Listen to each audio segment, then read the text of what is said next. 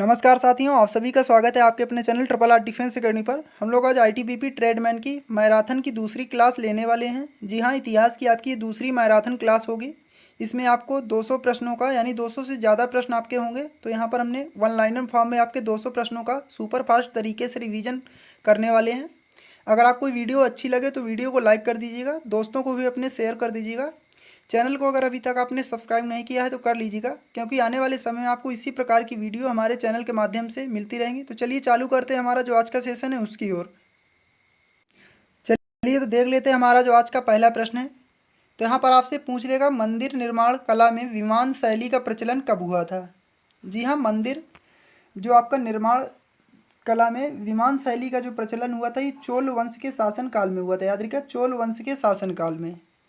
यहाँ पर अगर हम लोग बात कर लेते हैं आगे, जो हमारा आपसे अलग दूसरा प्रश्न पूछ सकेगा कि दशमलव प्रणाली का जन्म हुआ। तो दशमलव जो प्रणाली का जन्म हुआ ये कब हुआ था, तो ये गुप्त काल में हुआ था। याद रखिएगा, दशमलव प्रणाली का जो आपका चालू हुआ था तो ये आपका जन्म हुआ था कब, गुप्त काल में। राष्ट्रीय पंचांग आधारित है। जी, हमारा राष्ट्रीय पंचांग जो है शक संवत पर आधारित है। याद रखिएगा, शक संवत पर आधारित है। तो यहाँ पर हमारा जो अगला प्रश्न आपसे पूछेगा, चरक थे। तो चरक कौन थे, तो आयुर्वेद के जनक थे। याद रखिएगा, आयुर्वेद के जनक थे। अगर हम लोग बात कर लेते हैं सिल्क मार्ग को आरंभ कराया था। तो सिल्क मार्ग को आरंभ किसने कराया था, तो ये कनिष्क ने कराया था। जी हाँ, सिल्क मार्ग को जो आरंभ कराया था कनिष्क ने कराया था। चलिए आगे देख लेते हैं। तो कुषाण वंश का अंतिम शासक कौन था। तो कुषाण वंश का जो अंतिम शासक था आपका वासुदेव था।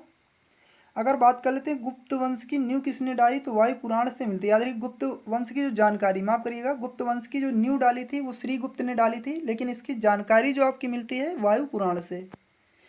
समुद्रगुप्त को भारत का नेपोलियन कहा था। ये किसने कहा था समुद्रगुप्त को भारत का नेपोलियन, तो बीसेंट आर्थर स्मिथ। यानी याद रखिएगा आप लोग, बीसेंट आर्थर स्मिथ। चलिए आगे देख लेते हैं। सिक्कों पर वीणा बजाते हुए स्थित है। सिक्कों पर वीणा बजाते हुए कौन स्थित है, तो समुद्रगुप्त है। चलिए आगे देखते हैं हमारा जो अगला क्वेश्चन जो आपसे पूछ सकता है, भारत का बिस्मार्क किसे कहा जाता है। तो वल्लभ भाई पटेल को भारत का बिस्मार्क कहा जाता है। याद रखिए, अगर बात कर लेते हैं भारत का आइंस्टीन की, तो भारत का आइंस्टीन जो कहा जाता है नागार्जुन को। वहीं पर हम लोग बात करेंगे भारत का मिल्टन किसे कहा जाता है। तो अश्व घोष को जो भारत का मिल्टन कहा जाता है। ईरान का नेपोलियन अगर हम लोग बात करें तो नादिर शाह को ईरान का नेपोलियन कहा जाता है। वहीं अगर बात कर लेते हैं समुद्रगुप्त का दरबारी कवि कौन था, तो हरिसेन था। याद रखिएगा, समुद्रगुप्त का दरबारी कवि जो था हरिसेन था। तो ये काफ़ी बार आपके एग्जाम में पूछा गया है कि हरिसेन जो कौन था, तो ये समुद्रगुप्त का दरबारी था, दरबारी कवि था। प्रसिद्ध चीनी बौद्ध यात्री जो फाहियान था ये कब आया था, तो चंद्रगुप्त द्वितीय के मौर्य काल में आया था। याद रखिए, चंद्रगुप्त द्वितीय के काल में आपका आया था और 5वीं शताब्दी में आया था। चलिए आगे देख लेते हैं। वहीं पर आपसे पूछ लेता है कि हर्षवर्धन जो कब आया था, तो हर्षवर्धन जो हवेन सॉन्ग के समय में आया था। चंद्रगुप्त द्वितीय जिसे विक्रमादित्य, याद रखिए काफ़ी बार ये पूछा भी जा चुका है। चंद्रगुप्त विक्रमादित्य किसे कहा जाता है, तो चंद्रगुप्त विक्रमादित्य जो कहा जाता है चंद्रगुप्त द्वितीय को कहा जाता है। अपनी दूसरी राजधानी इसने कहाँ बनाया था, तो उज्जैन को दूसरी राजधानी बनाया था। अगर हम लोग बात करते हैं विक्रम संवत का जो प्रारंभ कब हुआ था, तो 58 ईसा पूर्व जो इसका विक्रम संवत का प्रारंभ हुआ था। गुप्तकालीन रजत एवं स्वर्ण मुद्राओं का नाम क्या था, तो रजत मुद्रा जो थी उसको रूपक कहा जाता था, वहीं स्वर्ण मुद्रा को दिनार। याद रखिए, गुप्त काल में जो रजत मुद्राएं थी उनको क्या कहा जाता था, तो रूपक कहा जाता था। स्वर्ण मुद्राओं को दिनार के नाम से जाना जाता था। नालंदा विश्वविद्यालय का संस्थापक कौन था, तो कुमार गुप्त जो था नालंदा विश्वविद्यालय का संस्थापक था। चलिए आगे देख लेते हैं। नालंदा विश्वविद्यालय को ध्वस्त किसने किया, तो बख्तियार खिलजी ने इसे ध्वस्त किया था, जो कि मोहम्मद गौरी का सेनापति था। याद रखिएगा, मोहम्मद गौरी का ये सेनापति था। हम लोग अगर बात कर लेते हैं विक्रमशिला विश्वविद्यालय की स्थापना किसने की थी, तो ये धर्मपाल ने की थी। याद रखिए, धर्मपाल ने की थी। और ये कब की थी, 770 से 780 ईस्वी के बीच में। महरौली में स्थित राजा चंद के लौह स्तंभ को बनवाया था। तो महरौली में जो आपका स्तंभ स्थित है चंद्रगुप्त द्वितीय में बनवाया था। चलिए आगे देख लेते हैं। गंगई कोंड कहा जाता है। तो गंगई कोंड किसे कहा जाता है, तो राजेंद्र प्रथम को जो गंगई कोंड कहा जाता है। अगर बात कर लेते हैं गुप्त काल की राजकीय भाषा क्या थी, तो ये संस्कृत थी। याद रखिएगा, कई बार एग्जाम में पूछा गया है आपका कि गुप्त काल की राजकीय भाषा क्या थी, तो संस्कृत थी। इतिहास का स्वर्ण युग कहा जाता है। जी हाँ, भारतीय इतिहास का जो स्वर्ण युग कहा जाता है गुप्त काल को कहा जाता है। तो आप लोग इसको स्टार पॉइंट बना लीजिएगा, क्योंकि ये प्रश्न आपका एग्जाम में इस प्रकार के प्रश्न पूछे जाते हैं। चलिए आगे देख लेते हैं। तो गुप्त वंश का अंतिम शासक कौन था? तो गुप्त वंश का अंतिम शासक जो था आपका विष्णुगुप्त था। याद रखिएगा, इसकी स्थापना किसने की थी? तो श्रीगुप्त ने। वर्धन साम्राज्य का संस्थापक कौन था? तो पुष्यभूति था। याद रखिए, पुष्यभूति जो था ये वर्धन साम्राज्य का संस्थापक था। पुष्यभूति वंश का संस्थापक कौन था? जो पुष्यभूति वंश का संस्थापक था नरवर्धन था। याद रखिए, नरवर्धन। हर्षवर्धन ने अपनी राजधानी थानेश्वर से स्थापित की थी। तो कहाँ पर स्थापित की थी? कन्नौज में। याद रखिएगा, थानेश्वर से कन्नौज में स्थापित की थी। चलिए आगे देख लेते हैं। भूमि देने की सामंती प्रथा को प्रारंभ किया था। तो भूमि देने की जो सामंती प्रथा थी इसको प्रारंभ करने वाले थे हर्षवर्धन। याद रखिएगा, हर्षवर्धन ने इसे प्रारंभ किया था। चीनी यात्री ह्वेनसांग जो किसके शासनकाल में आया था? तो ये हर्षवर्धन के शासनकाल में आपका आया था। इसकी एक पुस्तक जो है ह्वेनसांग द्वारा लिखित सियुकी, ये काफ़ी बार पूछी जाती है कि सियुकी जो है ये ह्वेनसांग द्वारा लिखी पुस्तक है। चलिए आगे देख लेते हैं। यात्रियों का राजकुमार किसे कहा जाता है? जी हाँ, यात्रियों का राजकुमार जो कहा जाता है ये ह्वेनसांग को कहा जाता है। नीति का पंडित, जी हाँ, नीति का पंडित शाक्य मुनि किसे कहा जाता है? तो नीति का पंडित और शाक्य मुनि जो कहा जाता है ह्वेनसांग को। याद रखिएगा, ये स्टार आप लोग याद रखिएगा, स्टार पॉइंट है, क्योंकि ये आपका पूछा भी जा सकता है कि नीति का पंडित या शाक्य मुनि किसे कहा जाता है? तो ह्वेनसांग को। हर्षवर्धन का दरबारी कवि कौन था? तो ये बाणभट्ट जो था हर्षवर्धन का दरबारी कवि था। अगर हम लोग बात कर लेते हैं पुलकेशिन द्वितीय जो हर्षवर्धन ने पुलकेशिन द्वितीय ने हर्षवर्धन को 634 ईस्वी में पराजित किया था। तो ये कहाँ पर किया था? नर्मदा नदी के तट पर। याद रखिए, नर्मदा नदी के तट पर। चलिए आगे देख लेते हैं। हर्षवर्धन प्रत्येक 5 वर्ष बाद धार्मिक सम्मेलन करता था। तो ये कहाँ पर करता था? प्रयाग में करता था। हर्षवर्धन के भू राजस्व का दर क्या था? तो 1/6 जो था हर्षवर्धन के भू राजस्व का दर था। चलिए आगे देख लेते हैं। पल्लव वंश का संस्थापक कौन था? तो सिंह विष्णु जो थे पल्लव वंश के संस्थापक थे। पल्लवों की राजधानी क्या थी? तो कांचीपुरम जो थी आपका इस समय जो कहाँ पर पड़ती है? तमिलनाडु में। याद रखिएगा, तमिलनाडु में जो पड़ती है कांचीपुरम। नटराज की मूर्तियां जो हैं चोल काल की हैं। याद रखिए, नटराज की जो मूर्तियां हैं चोल काल की हैं। राष्ट्रकूट वंश का संस्थापक कौन था? तो दंती दुर्ग जो था ये राष्ट्रकूट वंश का संस्थापक था। राष्ट्रकूट वंश की राजधानी क्या थी? तो मान्यखेट जो थी राष्ट्रकूट वंश की राजधानी थी आपकी। अगर बात कर लेते हैं चालुक्यों की राजधानी क्या थी? तो वतापी जो थी चालुक्यों की राजधानी थी। कल्याणी के चालुक्य वंश की स्थापना किसने की थी? तैलप द्वितीय ने की थी। याद रखिएगा, कल्याणी की जो चालुक्य वंश की स्थापना की थी तैलप द्वितीय ने। चोल वंश का अंतिम राजा कौन था? जी हाँ, ये चोल होगा आपका। चोल वंश का अंतिम राजा कौन था? तो ये राजेंद्र तृतीय थे। याद रखिएगा, राजेंद्र थर्ड या राजेंद्र तृतीय थे। चलिए आगे देख लेते हैं। भारत में प्रथम बार सैनिक शासन व्यवहार में लाया गया। तो ग्रीकों द्वारा लाया गया था। याद रखिए, सैनिक शासन व्यवहार जो लाया गया था नौसैनिक शक्ति के लिए प्रसिद्ध था। तो जो चोल साम्राज्य आपका था ये नौसैनिक शक्ति के लिए प्रसिद्ध था। अगर बात कर लेते हैं स्थानीय स्वशासन की विशेषता क्या थी? तो स्थानीय जो स्वशासन विशेषता थी चोल वंश की विशेषता थी। होयसल वंश की राजधानी क्या थी? तो द्वार समुद्र। याद रखिएगा, होयसल वंश की राजधानी आपकी क्या थी? द्वार समुद्र थी। चलिए आगे देख लेते हैं। हूणों का आक्रमण जो हुआ था ये कब हुआ था? तो स्कंदगुप्त के समय में हूणों का आक्रमण हुआ था। हूणों का प्रथम शासक कौन था? तो तोरमाण जो था हूणों का प्रथम शासक था। अगर बात कर लेते हैं सैयद वंश का संस्थापक की, तो सैयद वंश का संस्थापक जो था खिज्र खां था। याद रखिएगा, खिज्र खां। वहीं अगर हम लोग बात कर लेते हैं सैयद वंश का अंतिम शासक जो कौन था? तो अलाउद्दीन आलम शाह था आपका इसका सैयद वंश का अंतिम शासक। चलिए आगे देख लेते हैं। अगर आपको वीडियो अच्छी लग रही है तो वीडियो को लाइक कर दीजिएगा। इसका अगर पहला पार्ट आपने नहीं देखा है तो इसका पहला पार्ट देख लीजिएगा, वहाँ से हमने शुरुआत की है। मैं आपकी 3 से 4 वीडियो में पूरी इतिहास का रिवीजन आपको करवा दूंगा। तो यहाँ पर हमारा जो अगला क्वेश्चन है, टोपी सीकर अपना जीवन निर्वाह करने वाला कौन था? तो नसरुद्दीन महमूद था। याद रखिएगा, नसरुद्दीन महमूद। मिहिरगुला, जी हाँ, मिहिरगुला पराजित हुआ था। ये किससे पराजित हुआ था? यशोवर्मन से पराजित हुआ था। वराह मिहिर थे, तो ये खगोल विधि थे। याद रखिए, वराह मिहिर जो थे। संगम युग का महान शासक कौन था? तो कारी काल जो था इस संगम युग का महान शासक था। संगम का तात्पर्य क्या है? तो कवियों की गोष्ठी। याद रखिए, संगम का जो तात्पर्य है कवियों की गोष्ठी थे। चलिए आगे देख लेते हैं। प्रथम एवं तृतीय संगम हुआ था। तो ये मदुरै में आपका हुआ था प्रथम एवं तृतीय संगम जो हुआ था। द्वितीय संगम कहाँ पर हुआ था? तो ये आपका कपाटपुरम में। याद रखिए, कपाटपुरम अलवय में। प्रथम संगम के अध्यक्ष कौन थे? तो आगत्य ऋषि थे, याद रखिए आगत्य ऋषि।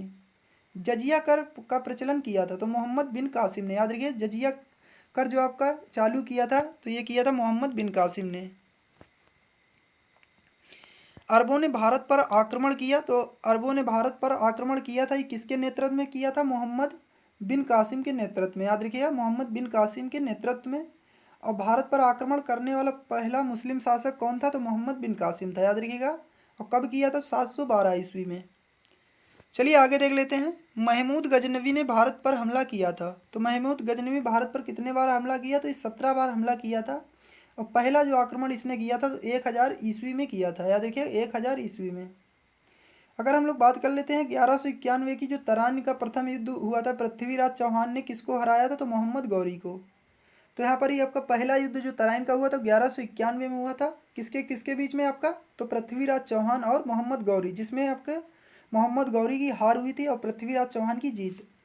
वहीं अगर बात करते हैं दूसरा युद्ध जो हुआ था 1192 में, तो इसमें क्या हुआ? तो मोहम्मद गौरी ने पृथ्वीराज चौहान को हरा दिया था। जी हाँ, पृथ्वीराज चौहान को हरा दिया था।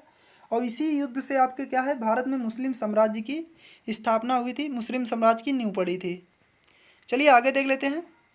1025 में सोमनाथ मंदिर को लूटा गया तो ये किसने लूटा था? तो महमूद गजनवी ने, याद रखिए महमूद गजनवी ने।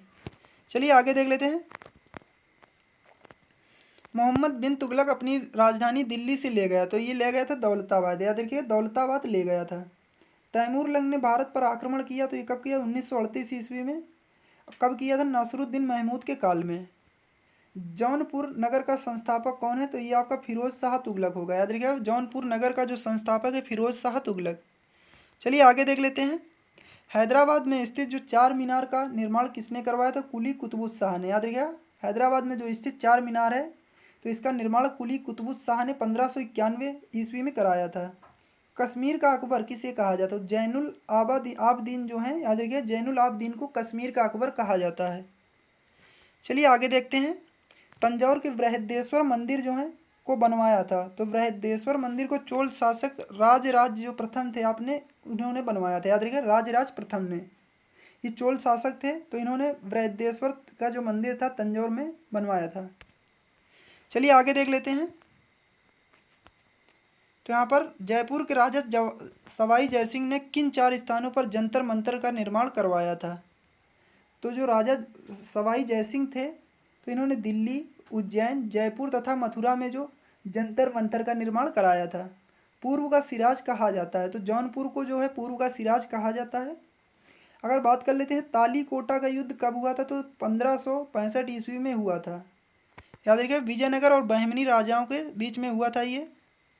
चलिए आगे देख लेते हैं। मीराबाई समकालीन थी तो मीराबाई किसके समकालीन थी? तो ये तुलसीदास के समकालीन थे, याद रखिएगा।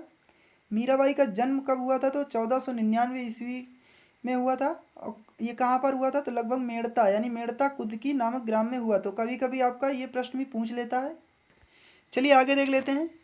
दोहरी शासन नीति को समाप्त किया तो दोहरी शासन नीति को किसने समाप्त किया था? वारेन हेस्टिंग ने 1772 ईस्वी में।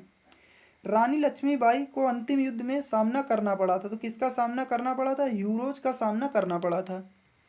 चलिए आगे देख लेते हैं।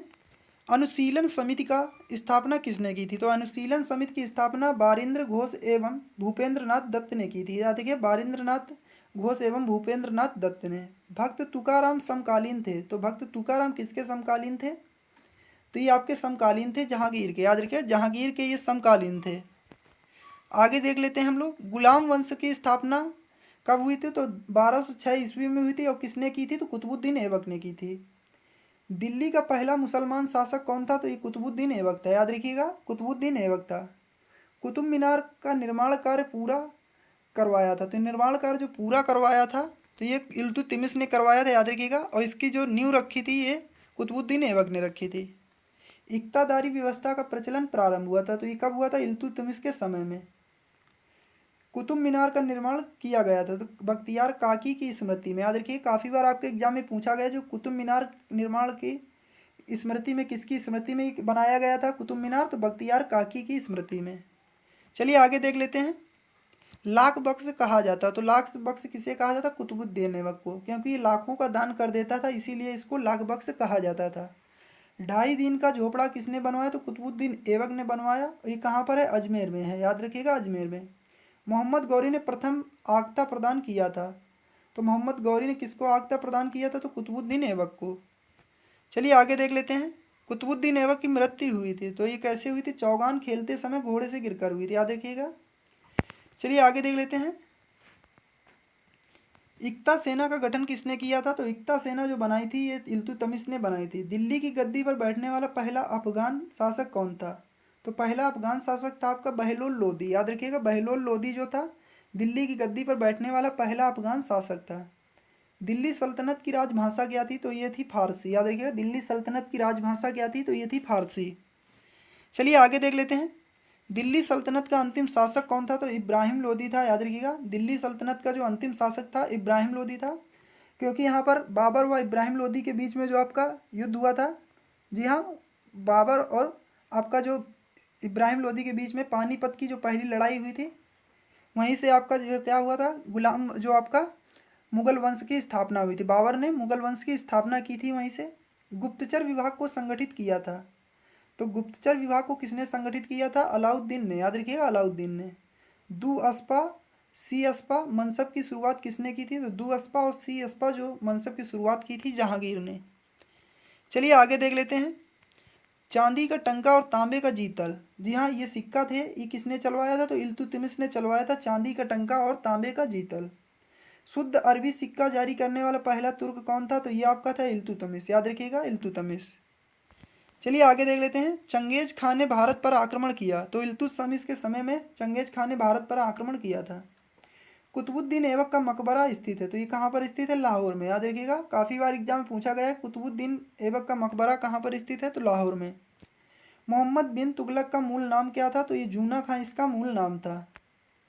चलिए आगे देख लेते हैं। सनकी पागल सुल्तान कौन था? तो ये मोहम्मद बिन तुगलक था, याद रखिए। सनकी और पागल सुल्तान जो था ये मोहम्मद बिन तुगलक था। भारत में सर्वप्रथम सांकेतिक मुद्रा का प्रचलन कब हुआ? तो मोहम्मद बिन तुगलक के शासनकाल में हुआ। चलिए आगे देख लेते हैं। इब्न बतूता जो था मोरक्को यात्री था, भारत कब आया था? तो ये मोहम्मद बिन तुगलक के समय में भारत आया था, याद रखिए, मोहम्मद बिन तुगलक के समय में भारत आया था। चलिए आगे देख लेते हैं। तो मीनाक्षी मंदिर अवस्थित हुई, कहाँ पर अवस्थित है? मीनाक्षी मंदिर मदुरै में स्थित है। अगर बात कर लेते हैं गोमतेश्वर की मूर्ति कहाँ पर है? तो कर्नाटक में। हम्बुराबी का शासक कौन था? तो बेबीलोन जो था हम्मुराबी का शासक था। अलीनगर की संधि कब हुई? तो 1757 ईस्वी को अलीनगर की संधि हुई थी। घोड़ा दागने और हुलिया बदलने की प्रथा किसने चालू की थी? तो ये की थी अलाउद्दीन खिलजी ने, याद रखिए, अलाउद्दीन खिलजी ने। चलिए आगे देख लेते हैं। बाजार नियंत्रण प्रणाली को किसने लागू किया था? तो ये किया था अलाउद्दीन खिलजी ने। विजयनगर की स्थापना किसने की थी? तो हम्पी में की गई थी, याद रखिएगा, विजयनगर की स्थापना। तो आपको कमेंट बॉक्स में लिखकर बताना है कि इसकी स्थापना किसने की थी। तो विजयनगर साम्राज्य की अगर बात कर लेते हैं, जो स्थापना की थी तो ये हरियर एवं बुक्का ने की थी, याद रखिएगा, हरियर एवं बुक्का। विजयनगर की दूसरी राजधानी क्या थी? तो ये थी पेनकोंडा, याद रखिए, पेनुकोंडा जो थी इसकी दूसरी राजधानी थी। यहाँ पर देख लीजिए, ये आपका आ भी गया है कि विजयनगर साम्राज्य की स्थापना किसने की थी? तो 1336 में हरियर और बुक्का भाइयों ने की थी। हम्पी अवशेष स्थित कहाँ पर है? विजयनगर साम्राज्य में स्थित है। विजयनगर साम्राज्य की स्थापना किसके शासनकाल में हुई? तो मोहम्मद बिन तुगलक के शासनकाल में विजयनगर साम्राज्य की स्थापना हुई। चलिए आगे देख लेते हैं। कृष्णदेव राय के गुरु कौन थे? जी हाँ, कृष्णदेव राय के गुरु कौन थे? तो ये आपके थे व्यासराज, याद रखिएगा, कृष्णदेव राय के गुरु थे। आंध्र भोज किसे कहा जाता है? तो कृष्णदेव राय को आंध्र भोज कहा जाता है, याद रखिए, कृष्णदेव राय। विट्ठल मंदिर का निर्माण करवाया गया था, तो किसके द्वारा करवाया गया? तो कृष्णदेव राय के द्वारा। विट्ठल मंदिर का निर्माण जो है कृष्णदेव राय के द्वारा करवाया गया था। चलिए आगे देख लेते हैं। बहमनी साम्राज्य का संस्थापक कौन था? तो अलाउद्दीन हसन गंगू जो था बहमनी साम्राज्य का संस्थापक था। बहमनी साम्राज्य की राजधानी क्या थी? तो गुलबर्गा जो थी इसकी राजधानी थी, याद रखिए, गुलबर्गा इसकी राजधानी थी। बहमनी वंश का अंतिम शासक कौन था? तो कलीमुल्ला था, याद रखिए, कलीमुल्ला जो था इसका अंतिम शासक था। मुगल साम्राज्य का संस्थापक कौन था? तो ये बाबर था, याद रखिए, बाबर जो था मुगल साम्राज्य का संस्थापक था। यहाँ पर आपसे पूछ लेगा, थोड़ा सा अगर प्रश्न आपका मॉडरेट कर देता है या थोड़ा सा कठिन लेवल का कर देता है तो मुगलों का सही क्रम पूछ लेता है। तो सबसे पहले जो बैठा गद्दी पे आपका बाबर बैठा, उसके बाद में हुमायूं, फिर अकबर, फिर जहांगीर और फिर शाहजहाँ, उसके बाद में बहादुर शाह। याद रखिएगा। तो ये क्रम आपको याद रखना है, क्योंकि कई बार बड़ी परीक्षाओं में ये प्रश्न पूछा भी जा चुका है। जी हाँ, बड़ी परीक्षाओं में प्रश्न काफ़ी बार पूछा गया है। तो चलिए आगे देख लेते हैं। बाबर का पूरा नाम था, तो बाबर का पूरा नाम था जहीरुद्दीन बाबर। बाबर का जन्म कब हुआ था? 24 फरवरी 1483, यानी फरगना में इसका जन्म हुआ था। चलिए आगे देख लेते हैं। तो बाबर की मृत्यु कब हुई थी? 27 दिसंबर 1530 में। याद रखिए, 27 दिसंबर 1530। बात कर लेते हैं खानवा का युद्ध। तो ये कब हुआ था? 17 मार्च 1527 में हुआ था, और बाबर और राणा सांगा के बीच में हुआ था। बाबरनामा की रचना किसने की थी? तो बाबर ने की थी। और कब, किस भाषा में की थी? तो ये तुर्की भाषा में की थी। चलिए आगे देख लेते हैं। बाबर को भारत पर आक्रमण करने के लिए निमंत्रित किसने किया था, यानी निमंत्रण जो था किसने दिया था? तो दौलत खां लोधी और आलम खां ने। याद रखिएगा, दौलत खां लोधी और आलम खां ने। चलिए आगे देख लेते हैं। बाबर की इब्राहिम लोधी पर विजय का कारण क्या था? जी हाँ, बाबर जो था ये तोप खाने का इस्तेमाल करता था, इसीलिए काफ़ी सारे युद्ध ये जीता। प्लासी का युद्ध हुआ था तो 23 जून 1757। याद रखिएगा, प्लासी का युद्ध जो आपका हुआ था 23 जून 1757, ये अंग्रेज़ों और सिराजुद्दौला के बीच में हुआ था। और यहाँ पर क्या था, जो सिराजुद्दौला का यहाँ पर धोखा दे गया था, मीर कासिम जो था। जी हाँ, मीर कासिम इसी से मिला हुआ था, लेकिन वो अंग्रेज़ों से मिल गया था, क्योंकि बाद में उसकी सत्ता जो सिराजुद्दौला के बाद में उसकी सत्ता हथिया ली थी किसने? मीर कासिम ने। प्लासी की लड़ाई कब हुई थी? तो प्लासी की लड़ाई रॉबर्ट क्लाइव के नेतृत्व में हुई थी। याद रखिएगा, अंग्रेजी सेना का जो नेतृत्व कर रहे थे रॉबर्ट क्लाइव कर रहे थे। चलिए आगे देख लेते हैं। प्लासी का मैदान स्थित है। प्लासी का जो मैदान वर्तमान समय पश्चिम बंगाल में स्थित है। याद रखिएगा। पानीपत का प्रथम युद्ध कब हुआ? तो 1526 में हुआ था, बाबर और इब्राहिम लोधी के बीच में हुआ था। याद रखिएगा, यहीं से जो थी मुगल वंश की नींव पड़ी थी आपकी। बात कर लेते पानीपत का जो दूसरा युद्ध हुआ था, द्वितीय युद्ध, 5 नवंबर 1556। ये किसके किसके बीच में? तो अकबर और हेमू के बीच में। इसमें क्या था कि अकबर ने पराजित किया था हेमू को। चलिए आगे देख लेते हैं। पानीपत का तीसरा युद्ध जो कब हुआ था? तो 1761 में हुआ था, अहमद शाह अब्दाली और मराठों के बीच में। जिसमें क्या था, अहमद शाह अब्दाली ने पराजित किया था किसको? मराठों को। चलिए आगे देख लेते हैं। जी हाँ, आगे हम लोग बात कर लेते हैं। तो पानीपत की लड़ाई में मुगल सेना का नेतृत्व किसने किया था? तो ये बैरम खान ने किया था। याद रखिएगा, बैरम खान ने। जहांगीर का मकबरा बनवाया था। जहांगीर का मकबरा किसने बनवाया था? नूरजहां ने जहांगीर का मकबरा बनवाया था। चलिए आगे देख लेते हैं। बिना ताज के बादशाह कहा जाता है सुरेंद्रनाथ बनर्जी को। याद रखिएगा, सुरेंद्रनाथ बनर्जी को बिना ताज के बादशाह कहा जाता है। लंपट मूर्ख कहा जाता है तो जहांदार शाह को। याद रखिएगा, जहांदार शाह को जो है लंपट मूर्ख कहा जाता है आपका। चलिए आगे देख लेते हैं। अकबर का जन्म अमरकोट में हुआ था। याद है, तो इसका अमरकोट में जन्म हुआ तो कब हुआ था? तो 15 अक्टूबर 1542। याद है, 15 अक्टूबर 1542 कहाँ पर हुआ? तो अमरकोट, पाकिस्तान में।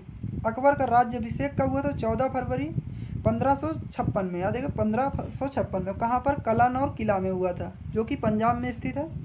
अकबर की माँ का नाम क्या था? तो हमीदा बानो। याद रखिएगा, हमीदा बानो जो थी इनकी माँ थी।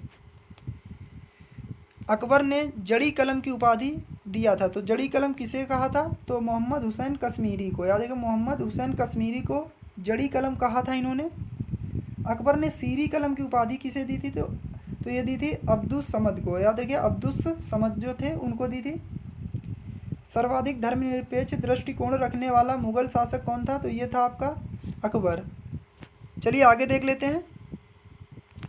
अकबर के दरबार में आने वाला पहला अंग्रेज कौन था? तो राल्फ फिच था। याद रखिए, राल्फ फिच जो था अकबर के दरबार में आने वाला पहला अंग्रेज था। जी हाँ, हल्दी घाटी का युद्ध कब हुआ था? तो हल्दी घाटी का युद्ध जो हुआ था 18 जून 1576 को हुआ था। अकबर और महाराणा प्रताप के बीच में हुआ था। अकबर को कहाँ पर दफनाया गया? तो सिकंदरा में दफनाया गया था। अकबर का संरक्षक कौन था? तो बैरम खान जो था इसका संरक्षक था।